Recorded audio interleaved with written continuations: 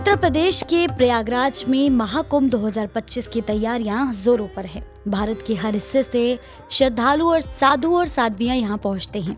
अब तक आपने नागा साधुओं के बारे में बहुत सी कहानियां और किस्से सुने होंगे, लेकिन क्या आपने महिला नागा साधुओं के बारे में सुना है?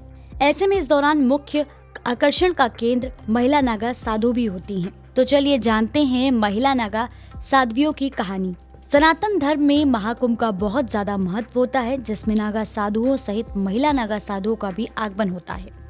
जैसा कि हम सभी जानते हैं कि महाकुंभ में बाबाओं, साधु संतों सहित कई विद्वान लोगों का आगमन होता है।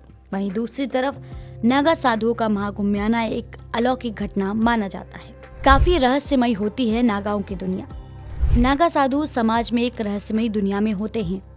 नागा साधुओं का जीवन एक रहस्यमयी है।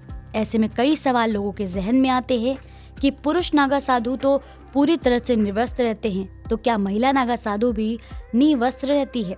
जानकारों ने बताया कि वैसे तो महिला नागा साधु और पुरुष नागा साधु दोनों के लिए ही साधु बनने के नियम और प्रक्रिया एक ही होती है, लेकिन फिर भी महिला साधुओं का तप ज्यादा कठिन माना जाता है, क्योंकि महिला नागा साधुओं को रजस्वला अवस्था यानी कि पीरियड्स के दौरान तपस्या में भाग लेना मान्य नहीं होता है। ऐसे में महिला नागा साधुओं के लिए कम अवधि में अपने तप और संकल्प को बिना किसी विघ्न के पूरा करने के लिए बाध्य होती हैं, जिससे कि वे अपने रजस्वलावस्था में पहुंचने से पहले ही अपना संकल्प पूरा कर ले।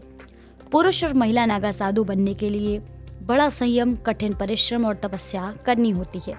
कठिन तपस्या और ब्रह्मचर्य का करते हैं पालन। बताया जाता है कि एक नागा साधु बनने के लिए कई वर्षों तक कठिन ब्रह्मचर्य का पालन करना होता है।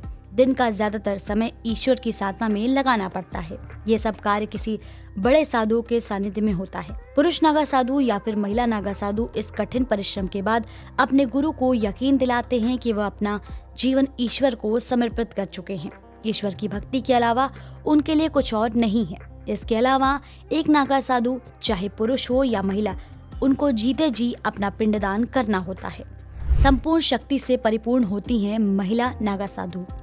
महाकुंभ में जब महिला नागा साधु आती हैं तो वह अपनी संपूर्ण शक्ति से परिपूर्ण होती हैं, और जब वे शाही स्नान के लिए उतरती हैं तो उनमें महिला रूपी बुरी ऊर्जाओं को नियंत्रित करने की शक्ति का संचार होता है। इसीलिए माना जाता है कि महिला नागा साधु का दिखना बेहद ही शुभ होता है। महिला साध्वियों की हकीकत।